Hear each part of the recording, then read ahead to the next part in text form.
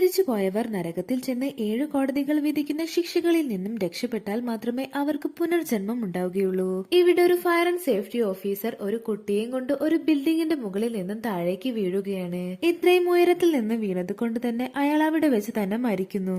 എന്നാൽ ആ കുട്ടിക്കൊന്നും സംഭവിക്കാതെ ആ കുട്ടി രക്ഷപ്പെടുന്നു.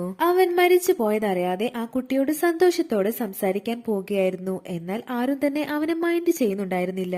എന്നാൽ 2 പേർ അവന്റെ പേര് വിളിച്ച് അവന്റെ അടുത്തേക്ക് വരുന്നുണ്ട്. ആ സമയം അവന്റെ കൂടെ വർക്ക് ചെയ്യുന്നവർ അവന്റെ ബോഡിക്ക് CPR കൊടുത്തോണ്ടിരിക്കുകയാണ്. അത് കാണുമ്പോഴാണ് അവൻ മരിച്ചുപോയെന്ന് അവന് മനസ്സിലാകുന്നത്. ഇവർ 2 പേരാണ് ആഫ്റ്റർ ലൈഫിൽ ദൈവത്തിന്റെ കോടതിയിൽ അവന് വേണ്ടി വാദിക്കാൻ പോകുന്നത്.